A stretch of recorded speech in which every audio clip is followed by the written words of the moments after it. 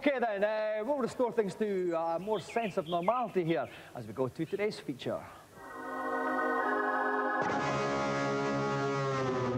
It is the most powerful games machine in the world. It has a new controller that offers a different gaming experience, and it promises next-generation versions of some of the most popular titles ever. It's Nintendo's Ultra 64, and it was unveiled last week at the Shoshinkai show in Tokyo, along with demos of 13 games in development. And here exclusively for the first time on TV, all 13 of them. Super Mario 64. The wee mustachioed guy goes all 3D on.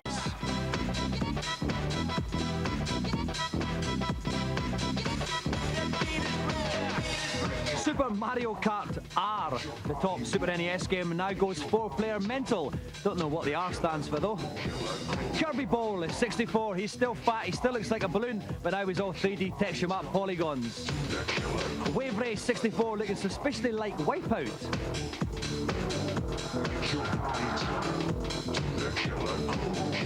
Pilotwings 64, you may be noticing some kind of running theme in the titles here.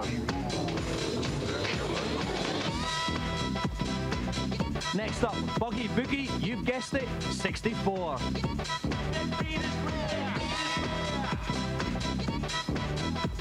And amazingly, a game that doesn't have 64 in the title, Blast Dozer, top mechanical buggy action ahoy. Shadows of the Empire provides the obligatory Star Wars tie-in for those of us who still think Mark Hamill's a well-adjusted human being.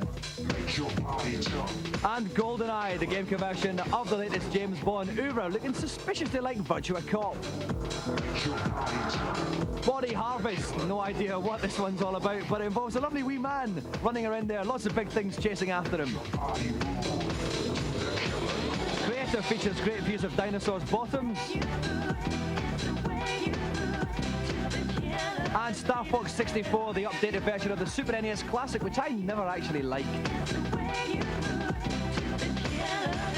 Finally, the Ultra 64 version of possibly the greatest game ever, The Legend of Zelda, once again, 64.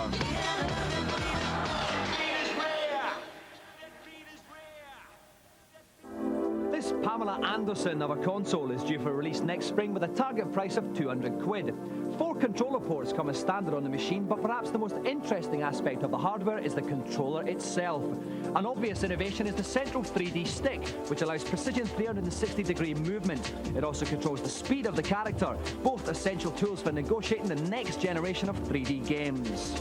And because it's all 3D, different views can be chosen by pressing any of the 4 yellow buttons.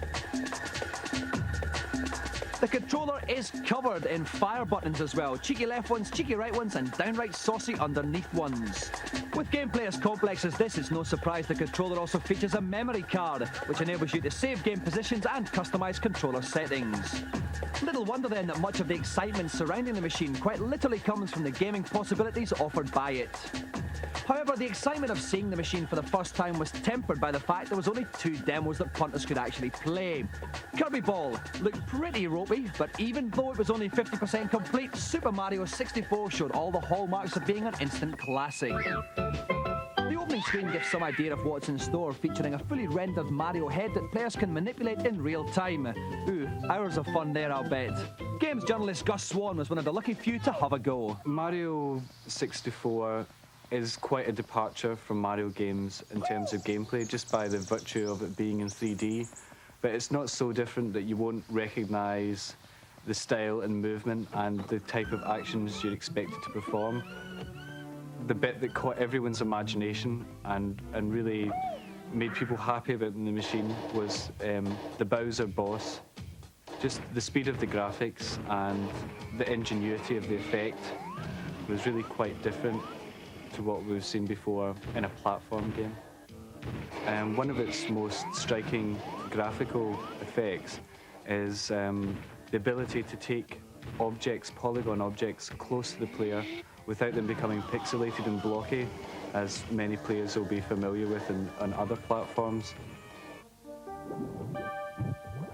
The stage we saw at the game, it was said to be 50% complete, and that perhaps explained why the levels were more sparse. There wasn't any levels where you were panicked with the amount of enemies or terrible jumps that you had to overcome.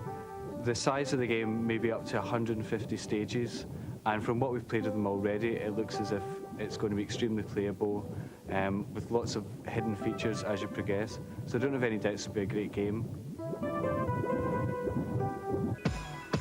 So, after a year of leaving the next generation field open to Sony and Sega, the biggest video games company in the world is poised for a truly formidable comeback. Admittedly, the games themselves, costing 60 quid, are well behind schedule, but from what we've seen so far, it looks like when it finally arrives in April, the Ultra 64 will be quite smart as it happens. And that's it. The sun sets on another Gamesmaster, and I leave you with this thought. Life is a bit like a telephone call. It's great until you try to chat up someone who's engaged. Goodbye.